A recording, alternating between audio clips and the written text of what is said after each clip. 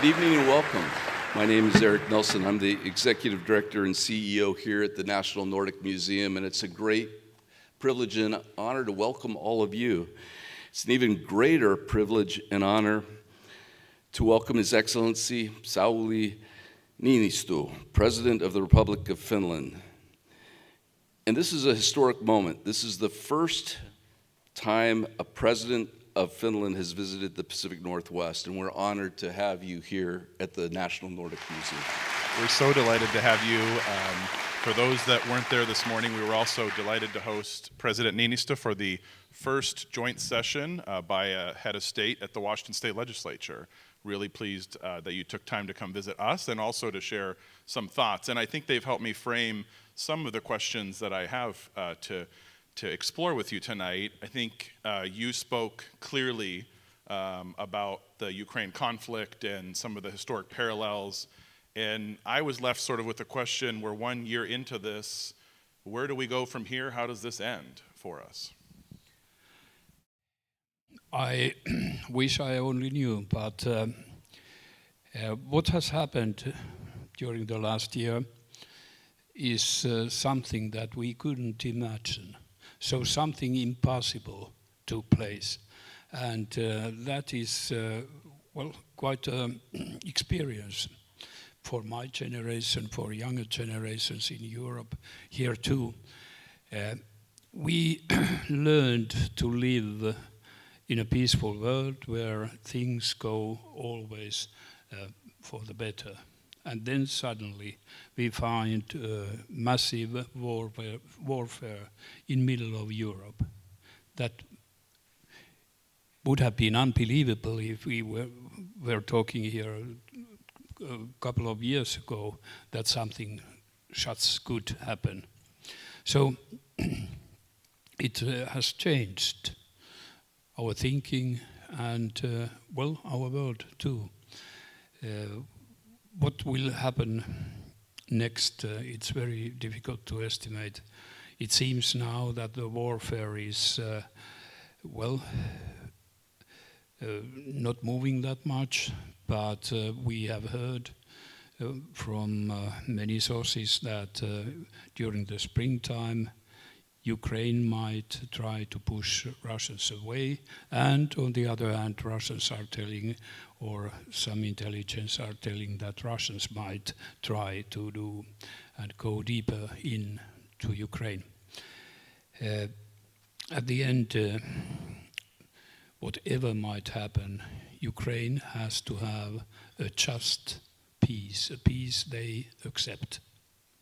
But I met President Zelensky a couple of weeks ago, and he took already then up the role of the big ones, and meant surely USA, China, India, that even in the case that they can make a peace agreement, they have to have, in a way, a second-class peace agreement, which is granted by the big ones so that they can continue living in peace. I fully agree with him. Over the course of this last year, is there anything that surprised you in the reaction of the world community and what we've seen? Yes, I think that we all, including President Putin, were surprised first that Ukrainians were so decisive to protect and defend their country. And they united.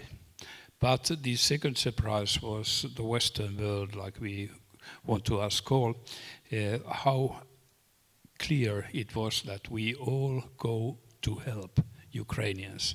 And that must have been a surprise for Russians too. For us, a positive, from their point of view, quite negative surprise. The Ukraine invasion has prompted some reshuffling of Finnish foreign policy, and all of us in the room supportive and excited at Finland's application to join NATO. We're excited that our US Senate gave perhaps a higher percentage of support than even the Finnish parliament to NATO accession. I think the secondary question that comes to a lot of Americans' minds is what kind of ally will Finland be? Yes, first to Senate, they really won our parliament by 95% to ours 94% of acceptance. So we have to improve a bit. I dare to quote freely President Kennedy and which kind of a member Finland will be in NATO. Yes, Finland is not expecting only what NATO can do for us, but we are going to be valuable for NATO too, what we can give to NATO. And if you allow me to continue a bit, even though Finland has had, quite sufficient relations with Russia, we still have in our backbone memories from history, from centuries. They have tried to come to Finland quite many times. And that's why we have all the time kept our defense forces very well. We have conscription still. And one example is that if we call our trained reserves, we have approximately 300,000 men and women in arms. And that's more than Germany if they call their reserves. Germany is 17 times bigger country than Finland. This gives some kind of picture how we have taken, and also maybe gives a kind of an answer to your question, what kind of a member Finland will be. Today at the legislature, to build on this theme, you, I think, shared an insight that we hear a lot, which is that that it benefits Europe to have a strong relationship with the United States. You also flipped that on its head and said that it benefits the United States to have a strong relationship with Europe, and sometimes it's hard to be objective about that or to see that in ourselves. Tell us a little bit more about what we have to gain from this strategic partnership as we move forward. Yes, before you're a partner, you have to surely benefit from partnership like your partner does. And I want to say that yes, Europe needs USA, but on the other hand, USA needs also Europe. How? First to, let's say, to a bit not theoretical but institutional level. We, United States, together with Europe, we have created the United Nations. We have created a Bretton Woods system, and we maintain them. Is it important for an ordinary household? In the long run, yes. It's a kind of world order which is based on democracy, human rights, everything that we value. And more concrete maybe is the Bretton Woods monetary agreement, and it's maintaining it. I guess many of you heard already 10 years ago that China is planning somehow to conquer the currency markets, creating a global currency which would compete with the dollar. And even though we have euro, it's not competing with the dollar, but together we can maintain this stable system, which is very beneficial to dollar holders, especially. But deeper down, we have people from Finnish business life here. They have invested in USA, and they have labor force, local labor force, quite a lot. I think that this is also valuable for both parties.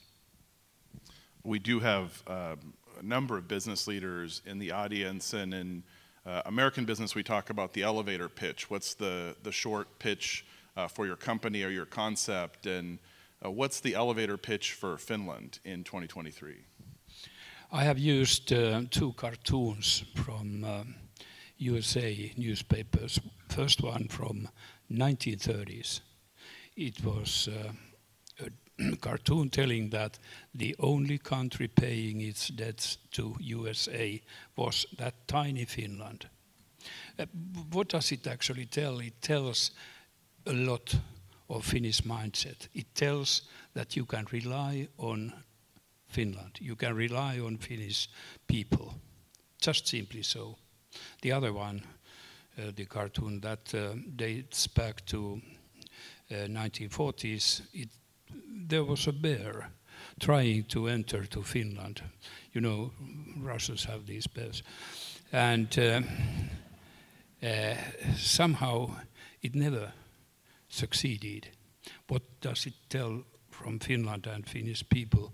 It tells that, yes, we have a lot of sense of what is right and what is wrong, and that we can keep also if we are hurted, we can keep and protect ourselves. Then a bit further with that lift, Finland has been for years, as long as I remember, one of in the list of least corrupted countries, in the very top, least corrupted countries. We have been also, to our great astonishment, the happiest people in the world. But, well, you don't find any international polls or statistics of good things where Finland wouldn't be amongst the 5 best. So this is a bit modest, but I had to tell it. I think, in the United States, paying our debts is certainly something that we could take a page from Finland on. So we look forward to following your approach. Here in Washington, it's your first visit, as I understand it, to the state. Why is the president of Finland engaging at the state level? What is the strategy that you're unveiling here or working on? I think we are very much similar, not only people, but the landscape, the forests, and once again I get back to mindset. It is important that you know which kind of people you're dealing with, and I have met people, not only you, but other people coming from Washington, and I think all the Finns do agree that there are a lot of similarities in our mindset. Maybe it is not the warmest possible place to live, which has created our mindset. In tough circumstances, people do find themselves. The other piece that I heard you say clearly this morning was that the battle against climate change, as we shift from the European security perspective, is another one of the great challenges of our time. And you spoke of it not just in negative terms, but as presenting some opportunities. And I wonder if you could elaborate on that. Yes, surely we need to be very serious in fighting against climate change, and I'm sure that we will be successful in that. It's costly also, but we have to keep in mind that it gives totally new possibilities for businesses and for people. And this is also one of the issues that the business delegation with me is launching here. Sometimes it happens so that a huge challenge also unites people, and at least a couple of years ago, still I was thinking that maybe it gives a possibility of getting globally more and more nations to work together against climate change, but if you work together in one issue, that might help you to understand better also in other fields. But the Ukrainian war, the position of China raises now a lot of question marks, and it seems that the cooperation which was about to start globally with China too, you don't hear very much about that just now, and that's a pity.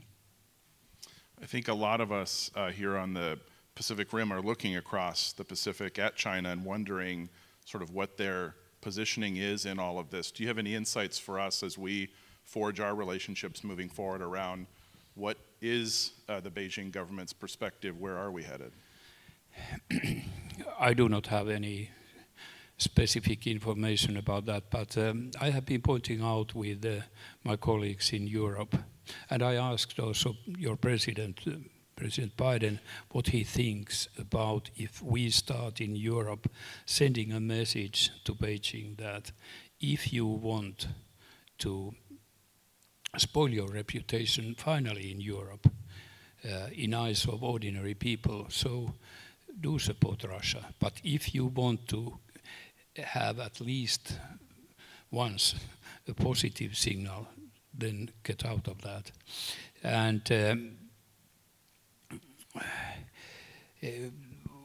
that led me to think that these leaders in autocratic countries, they don't see that in free world people have an opinion, and that ordinary people's opinion has an impact to politics and policies. They just don't realize that because in their country, individuals, if they even have an opinion, they stay very quiet. This is a kind of a lesson also, which I would like to, and I have delivered it myself to China, and I guess many European leaders have done the same. As you head back after a few days here in the United States, back to Finland, I wonder what you will tell them you learned here in Seattle. What observations will you bring back with you? First, here in Seattle and Washington, the message is my message, and my impression is very positive. Like I described to you, that we have found new friends, a lot of them, and we have found a lot of things to do together, and in that way trying to improve the world. And when can we expect you back? When can we expect you back in Seattle? Oh, I haven't planned yet, but maybe I have to get home first. That makes sense. Well, we really appreciate not just your continued relationship with the United States, but in particular your friendship here in the Northwest. You hosted Governor Inslee graciously last fall, and I know we are looking forward to sending our Commissioner of Public Lands to explore forestry soon, and so your personal commitment to forging this relationship, I think, is really critical in this moment. Thank you so very much. I hosted you too. He visited Finland, and that was a great visit. Yeah. Actually, maybe it's my turn to ask you when you come next time to Finland. I've heard the sauna at Mäntyniemi is quite nice, so I've is, been trying to angle for an invitation, but your ambassador didn't quite have that. And it's only 100 degrees Celsius. That's all? Approximately, yes. Well, we are so grateful for you taking this time to visit us, especially in this unique moment in geopolitics. And I think we can all agree that there's a lot of opportunities to build and develop this relationship further, to build on the wonderful foundation that's here. And I want to quote another comment you made as fellow forerunners in this battle against climate change and some of these other challenges, to sort of hook our arms together as we, I think, lead the world in many aspects of this challenge ahead. Yes, it's a wonderful link, Washington to Helsinki. And we are doing our best for you and for us and for coming generations. Well, thank you very much. Thank you. Thank you.